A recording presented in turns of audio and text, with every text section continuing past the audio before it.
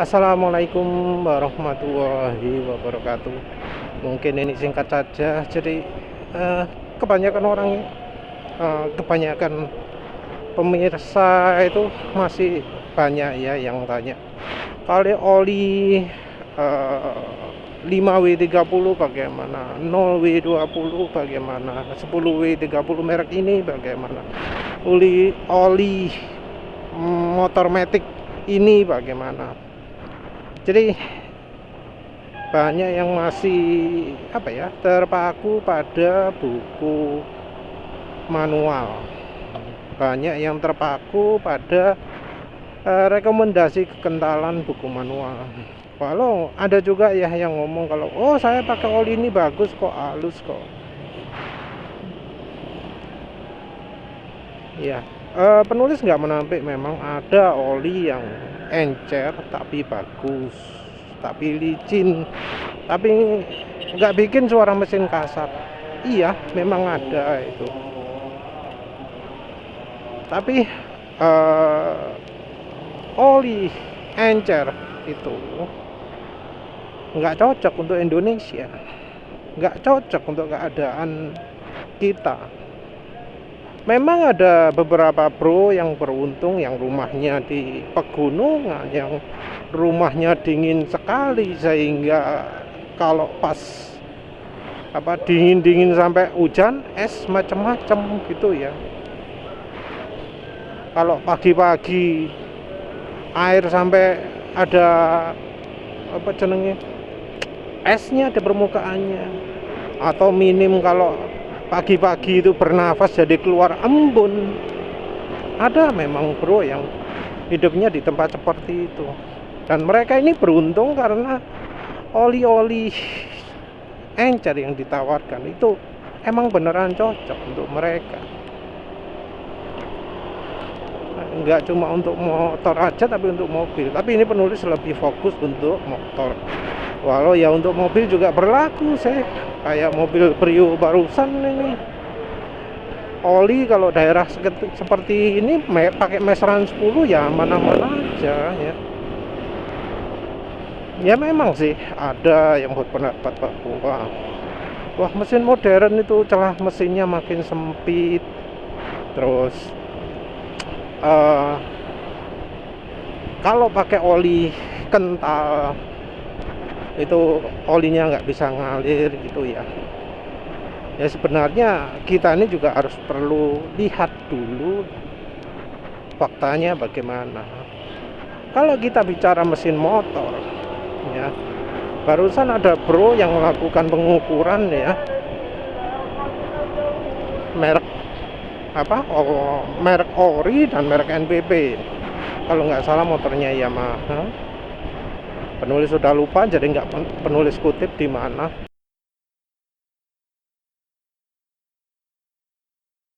Beda ya, ternyata ya buatan pabrikan pun toleransinya seperti itu. Terus kalau rapet berapa sih? Rapetnya itu 0,1 mm.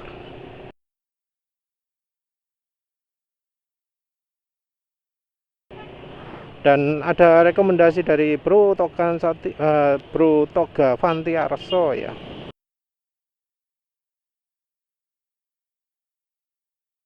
Bro Toga Fantiarso itu bilang bahwa kalau untuk mesin dengan piston forget dengan silinder dengan silinder diasil, dia beraninya ngasih celah itu 0,4 sampai 0,6. Itu silindernya besi ya, silinder liner besi. Kalau liner diasil katanya lebih besar lagi. Kenapa segitu? Kalau terlalu rapat, macet. Ada kemungkinan pistonnya macet. Jadi biar nggak macet harus lebih renggang. Jadi kenyataannya seperti itu. Jadi mungkin ada yang ngomong teknologi lebih maju, lebih rapat, itu di mana gitu loh. Terus ada yang ngomong saluran oli, tapi ya Bro Aksanaria yang sering bongkar-bongkar mesin yang ngomong enggak, sama saja, enggak ada bedanya. Justru malah ada kasus di mobil-mobil Suzuki yang kalau olinya pakai 5W30, kalau misalnya sudah umur 75 ribuan pasti ada masalah di pompanya kalau olinya tetap pakai 5W30.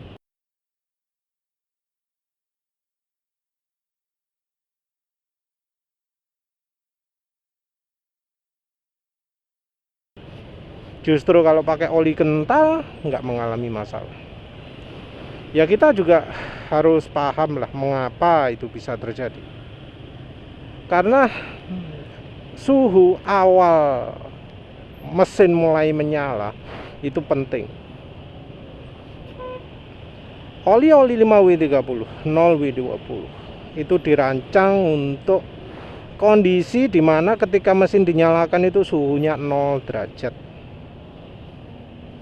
Ya, perhatikan bahwa oli 5W30, 0W20 itu adalah rekomendasi oli untuk negara musim dingin, di mana olinya itu harus bisa masih cukup cair di suhu 0 derajat Celcius, bahkan termasuk yang minus 20 derajat Celcius. Sementara itu kayak di Indonesia kebanyakan ya pagi itu 25 derajat, atau kalau kayak penulis ini kalau nggak hujan minus 30 derajat itu pagi hari.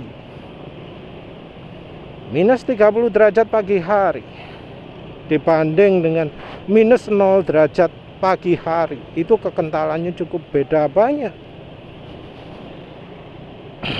Oli yang 5W30 gitu ya, misalnya di suhu 0 derajat, di suhu 30 derajat bakal encer sekali.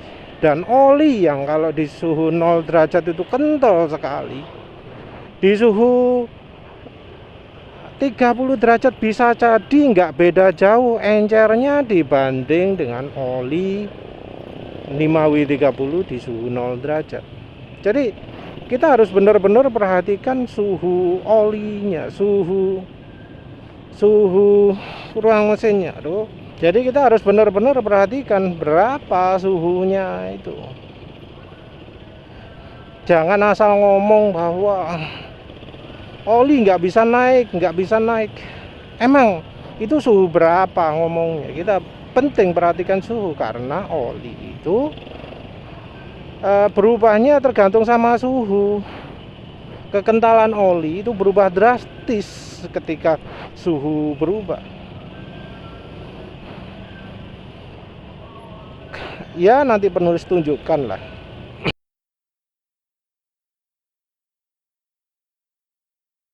Karena pendapat seperti ini muncul karena dipikir kekentalan itu bergantung sama angka 5W30-nya.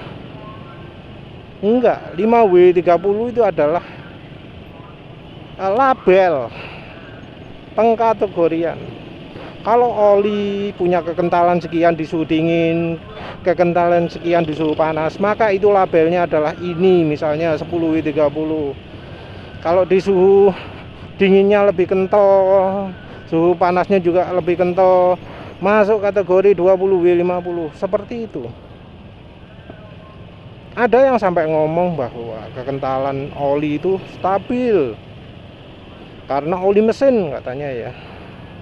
Stabilnya juga gila-gilaan, sampai mengklaim oli itu mulai dari 0 derajat sampai 70 derajat itu kekentalannya adalah 40. Kekentalannya adalah 5W. Misalnya kalau 5W30. Setelah kekentalan 70 berubah mendadak menjadi 30 kalau olinya 5W30. Padahal enggak gitu. Perubahan kekentalan oli itu ya enggak mendadak berubah begitu. Tapi kalau suhunya naik sedikit, turun sedikit, maka kekentalan atau keenceran olinya juga berubah sedikit. Kalau suhunya berubah banyak, ya kekentalan, keencerannya berubah banyak. Nah, balik lagi lah. Mengapa sih sampai kalau pakai oli terlalu encer itu nggak bagus? Mengapa kok sampai butuh kekentalan ya? Mengapa kok sampai Indonesia butuh yang SAE 40 atau 20W50 gitu ya?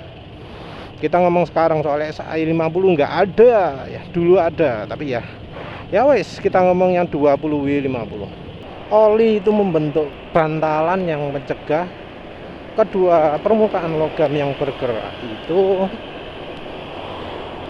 bersinggungan. Gampangannya kalau contoh nyata itu adalah kalau hydroplaning, kalau banjir ya, airnya makin tinggi ya, itu ketika dilewati kendaraan ada kemungkinan bannya melayang, bannya nggak bakal kena aspal lagi.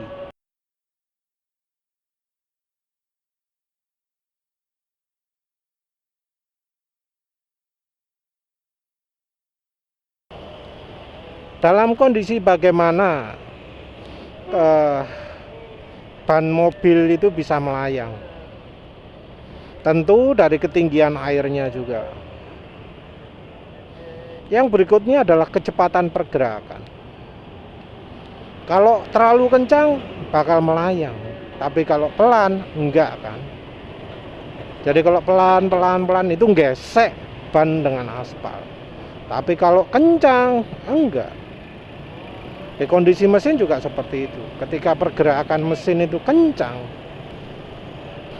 komponen mesin satu sama lain akan terlapisi oleh oli, akan ada bantalan olinya. Tapi begitu kecepatannya pelan, olinya nggak kuat nahan. Nah, yang berikutnya ini yang banyak orang nggak tahu, yaitu ketika kekentalan olinya beda. Oli yang kental itu bikin ban itu lebih mudah melayang dari aspal daripada oli yang encer banget. Penulis pakai contoh ban, komponen mesin. Jadi kalau cairannya itu kental ya, padat, itu kemungkinan permukaan logam bisa melayang dari yang bersinggungan itu akan lebih besar. Jadi makin kental olinya, makin mudah terpisah permukaannya. Mungkin memang ada yang ngomong kan ada aditif aditif anti aus, ada aditif EP. Nah, tapi itu salah ya pandangannya seperti itu. Karena yang jadi pelumas itu adalah bahan olinya. Jadi nggak ngandalkan aditif. Aditif itu seharusnya hanya sesekali saja dalam keadaan kritis, dalam keadaan ekstrim. Namanya juga kalau yang aditif EP itu, aditif macam moli atau apa-apa, itu adalah ekstrim aditif. Aditif zinc ZDDP juga yang disebut aditif anti aus juga nggak untuk terusan dipakai, karena fungsi utamanya adalah kalau ketika olinya sudah nggak mampu melindungi. Nah, yang kerja utama itu olinya. Dan ini bisa kok dicermati ya. Bisa dicermati bila kita menilai dari kerusakan apa sih yang bakal terjadi ketika oli itu terlalu encer. Seperti dijelaskan tadi, kalau oli itu terlalu encer, yang terjadi adalah logam yang saling berputar, bergesekan macam-macam itu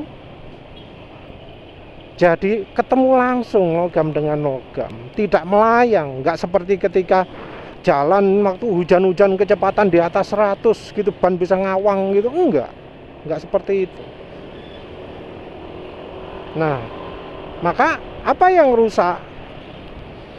Yang rusak terutama adalah bagian-bagian yang bergesekan ya, bersinggungan secara langsung. Bagian apa aja itu, bukan dari gear-gearnya ya. Kalau dari gear-gearnya itu beda lagi itu. Itu wes butuh aditif kalau itu ya. Yang terutama adalah bila antara permukaan yang diam dengan yang bergerak atau bergerak lawan bergerak. Apa aja itu? Ada di bearing, ada di opo sih mang jenenge lali aku.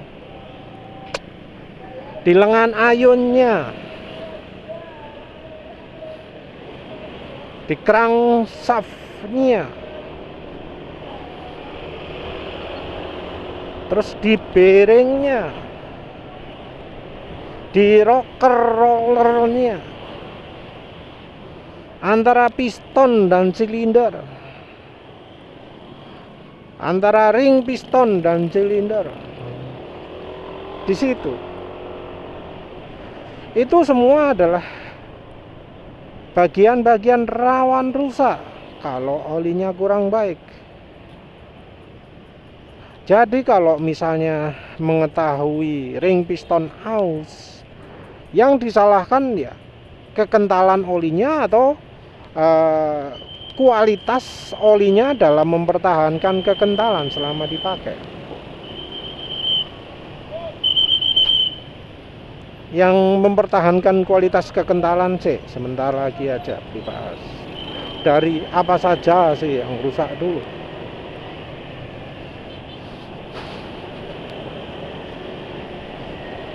Rocker roller, pernah dengar enggak? Rocker rollernya oblak ya. Bagian yang muternya itu oblak. Padahal bagian itu dirancang biar mesin itu biar lebih tahan pakai oli encer. Jadi rocker roller katanya bisa untuk mengurangi hambatan. Tapi seringnya rocker rollernya yang rusak, kan jadi aneh. Padahal tujuannya rocker roller itu adalah biar mesin awet, tapi kok malah jadi jadi sumber masalah, biang masalah. Bisa terjadi rocker roller rusak itu karena apa? Karena rocker roller sendiri bahannya kan antara logam berhenti dengan logam bergerak ya. Walau mungkin istilahnya modelnya pakai roller apa jenenge, glidingan ya. Apa sih jenenge? Tirai bambu lah apa lah. Roller bambu.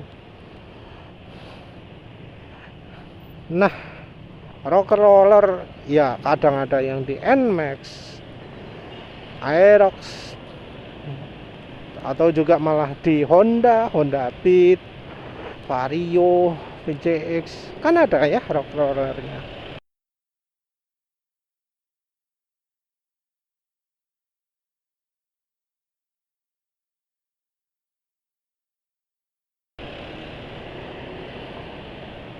Harusnya itu bisa mulus lancar pakai 10 W30 oli rekomendasi pabrik, oli itu bikin mesin awet dan macam-macam. Kalau dituruti pasti nggak akan salah gitu kan ya katanya.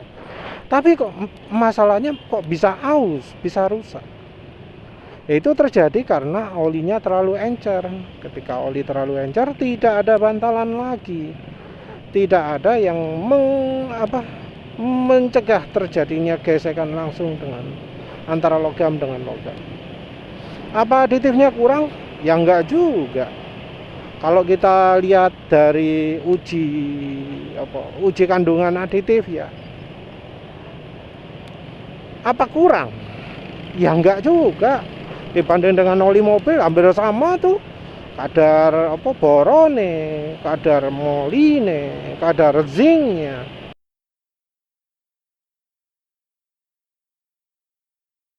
Hampir sama.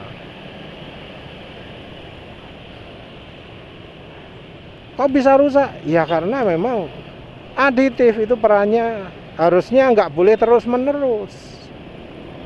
Harusnya yang bekerja lebih banyak itu ya olinya, cairan olinya, bukan aditifnya, bukan aditif padatan-padatan macam ZDDP.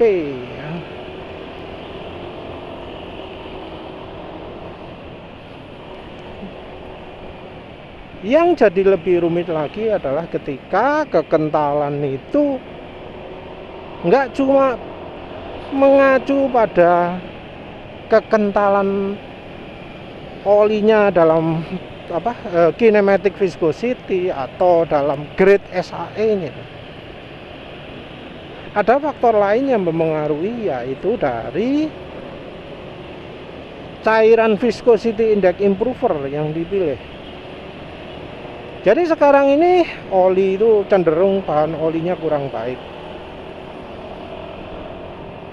Karena bahan olinya kurang baik, maka pabrikan memilih cara seenaknya dalam meningkatkan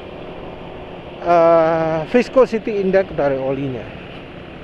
Karena katanya viscosity index tinggi itu bagus, maka itu ditinggikan. Kalau untuk mobil mungkin sedikit efeknya. Mobil yang RPM rendah, apalagi mobil yang untuk perjalanan pendek lagi. Tapi ketika dipakai untuk transportasi jarak jauh, untuk truk, dipakai untuk sepeda motor RPM tinggi, ya sepeda motor manapun RPM-nya tinggi-tinggi, macam motor matic ini, maka bahan itu jadi sumber masalah besar. Masalah besar karena ya yang membuat oli itu viscosity indexnya tinggi itu nggak tahan terhadap yang namanya shear, kocokan, potongan, sobek. Dalam spesifikasi oli ada yang namanya shear stability, yaitu ketahanan terhadap sobekan kalau terjemahan Google-nya.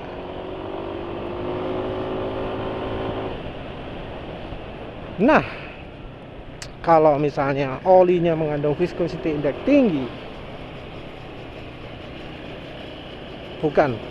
olinya mengandung viscosity index improver, peningkat viscosity index yang banyak,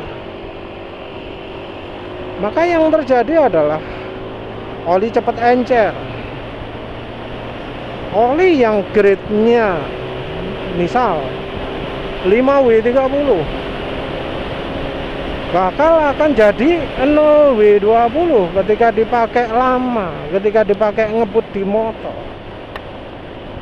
Padahal yang namanya kebutuhan kekentalan itu, standar kekentalan itu nggak boleh sampai kekentalannya turun. Nggak boleh grade SAE itu sampai turun dalam pengujian apapun. Kalau ujinya standar, mau itu SNI, mau itu JASO, mau itu API, sama semua. ACA juga mestinya ada juga.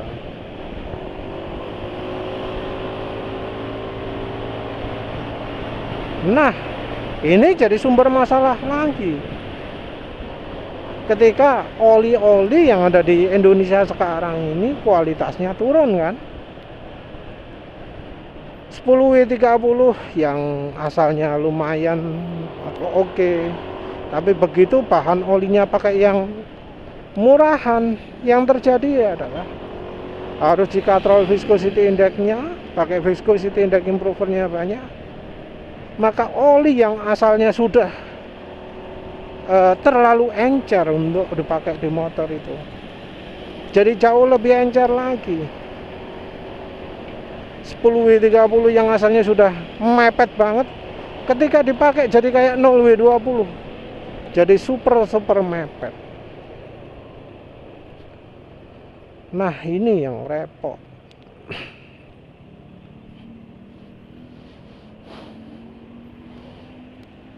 Penurunan kekentalan ketika dipakai, shear stability dari oli, ini adalah hal yang membuat penulis itu sering rekomendasikan oli single grade, oli yang nggak ada W-nya,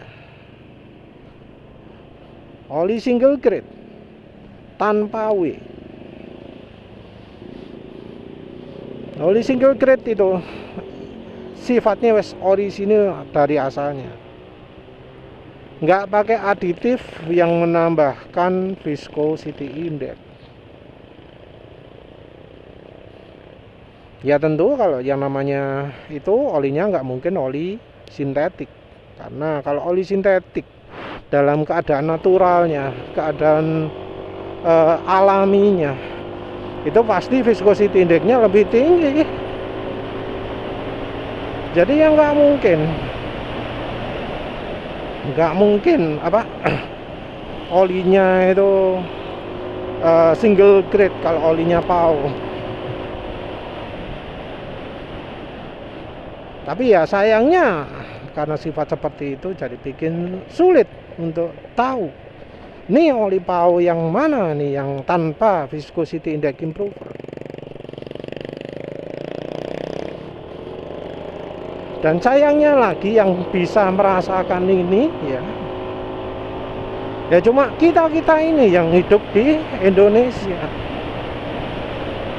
yang butuh olinya itu kental, nggak cuma kental aja tapi stabil kekentalannya. Jadi kita sulit untuk mengandalkan hasil uji dari yang di Eropa, nggak bisa mengandalkan yang merek-merek luar, karena merek-merek luar itu mereka tidak menggunakan acuan Indonesia. Mereka nggak begitu memperhatikan shear stability, nggak begitu memperhatikan kekentalan. Pabrikan sendiri biasanya berhati-hati. Kalau ada rekomendasi, mereka pasti akan rekomendasikan ikutin buku manual kendaraan motornya gimana. Jarang ada pabrikan rekomendasi, oh kalau kendaraannya ini olinya pakai ini aja, jarang sekali. Pasti ngomongnya ke pabrikan aja. Masalahnya pabrikan di Indonesia itu buku manualnya copy paste, buku manual niru ngopi yang punya Jepang. Sayangnya seperti itu, nggak beneran diteliti, nggak beneran diuji, tapi wis pokok kopi, semua dikopi, mulai dari olinya, kulannya, bensinnya, macam-macam. Dianggap standar bensin kita sama dengan yang di Eropa, dengan yang di Jepang. Kulannya juga dipilihkan yang untuk musim dingin. Jadi kalau justru di motor pakai radiator itu banyak yang kena masalah overheat. Ironi ya, motor ada radiatornya itu kan harusnya lebih tahan panas ya. Tapi kalau di Indonesia enggak. Motor pakai radiator itu enggak tahan panas, sering overheat. Ya itulah problematikanya. Jadi enggak usah ragu ya sebenarnya untuk coba oli yang lebih kental. Coba lihat sendirilah. Yang manual di Jepang, manual di Eropa sana, oli rekomendasi kendaraannya apa. Kalau olinya itu rekomendasinya sama dengan negara yang ada musim dinginnya, nggak usah terlalu fokus nuruti rekomendasi pabrikan, karena bisa jadi itu cuma copy paste. Jadi sebenarnya nggak sesuai untuk Indonesia. Ya wes lah, itu aja dulu ya.